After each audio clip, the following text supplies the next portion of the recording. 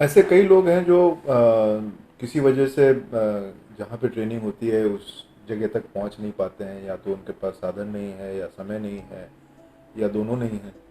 और फिर भी मन में इच्छा रखते हैं कि हम किसी तरीके से इस कला को सीखें या एटलीस्ट अपने अंदर की कला को थोड़ा सा उभारें। तो दो तीन छोटी छोटी चीज़ें हैं जो रोज़ाना के तौर पे अगर कोई कर सके अपने घर पे, तो उससे एटलीस्ट एक शुरुआत हो सकती है। सबसे पहले तो भाषा, अपने भाषा को सुधारने की बहुत सख्त ज़रूरत है। अलग अलग क्षेत्रों की हिंदी बोलने की जो डायलेक्ट हैं वो अलग हैं।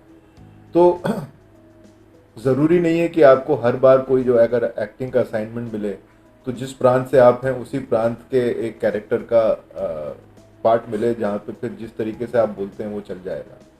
तो अपने भाषा को साफ करने की बहुत सख्त ज़रूरत है।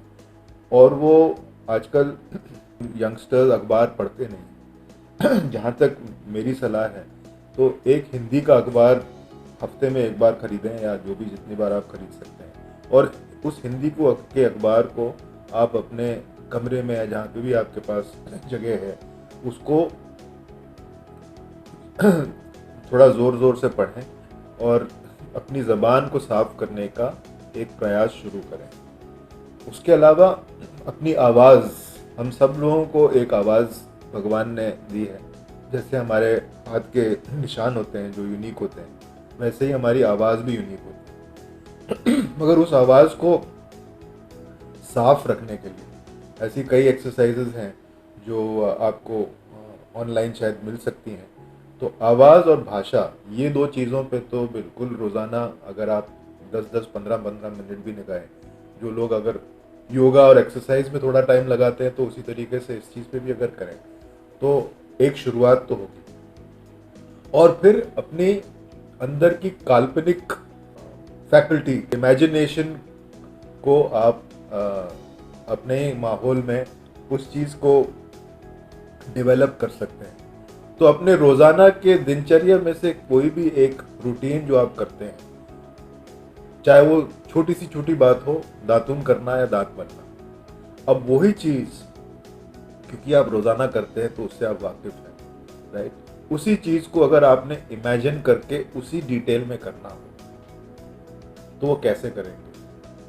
वो भी एक अपने आप को, अपने आप के अंदर के एक काल्पनिक एक्टर को जगाने का एक बहुत ही इफ़ेक्टिव ज़रिया है, एक बहुत ही इफ़ेक्टिव एक्सरसाइज है जो आप अपने घर के अंदर बैठे बैठे कर सकते हैं। सो आपके खुद के इमेजिनेशन को इग्नाइट करना, उस इमेजिनेशन को थोड़ा सा हवा या पंख देना, वो भी एक एक्टर के लिए बहुत ज़रूरी है। क्योंकि आगे जाके आपने जो भी करना है वो काल्पनिक ही होगा।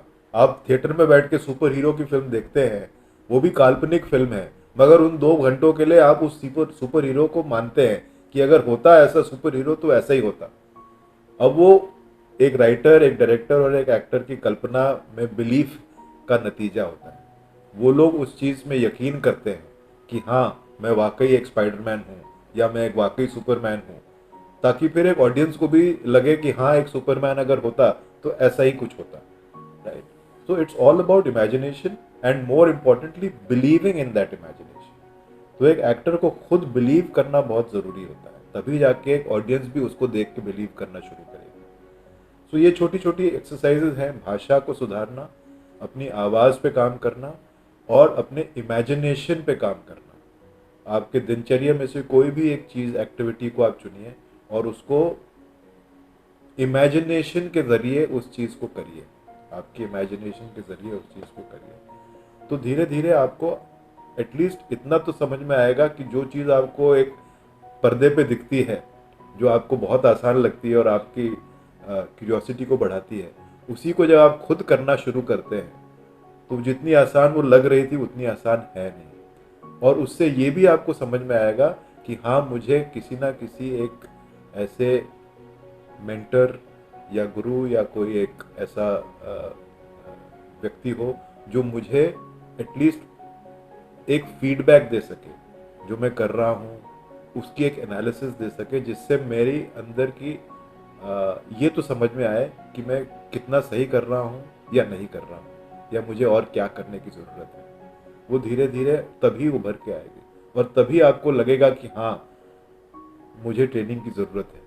मैं यहाँ बैठे बैठे अगर कह देता हूँ कि हाँ ट्रेनिंग की ज़रूरत है, तो शायद लोग ये समझे कि अच्छा, क्योंकि ये खुद एक स्कूल चलाते हैं, खुद एक इंस्टीट्यूट चलाते हैं ट्रेनिंग की, तो वो इस वजह से कह रहे हैं ताकि लोग उनके यहाँ आके ट्रेनिंग लें। बिल्कुल नहीं। अगर आपको वाकई एक एक्टर बनना है और आप एक्टिंग से इतना पैशनेट हैं और इतने पैशनेट हैं कि आप इस चीज़ को अपना एक करियर का ऑप्शन बनाना चाहते हैं, तब तो आपको मेहनत करनी पड़ेगी और वो मेहनत आपको ट्रेनिंग के ज़रिए ही उस मेहनत का जैसे कहते हैं वो किस तरीके की मेहनत करनी है वो तो समझने की ज़रूरत पड़ेगी। मेहनत करना तो वो एक बेचारा आदमी जो पत्थर ढोता है वो भी मेहनत करता है, मगर वो पत्थर कोई और जाके तराशता है, उस पत्थर को कोई और आके आकार देता है। जो वो उसको ढह रहा है उसको तो पता ही नहीं कि इस पत्थर की क्या खूबी है या इसका क्या लाभ होने वाला है या क्या उपाय है। तो उसी तरीके से एक एक्टर को भी ये तो समझने की ज़रूरत होती है कि अच्छा, मैं ये अगर कर रहा हूँ, अगर मैं एक्टर बनना चाहता हूँ, तो मुझे किन किन चीज़ों की ज़रूरत होनी चाहिए, किन किन चीज़ों के बारे में मुझे पता होना चाहिए, तभी जाके मैं एक एक्टर बन सकूँ। वरना तो आप किसी को देख के थिएटर में बैठे बैठे हम सब एक्टर बन जाते हैं।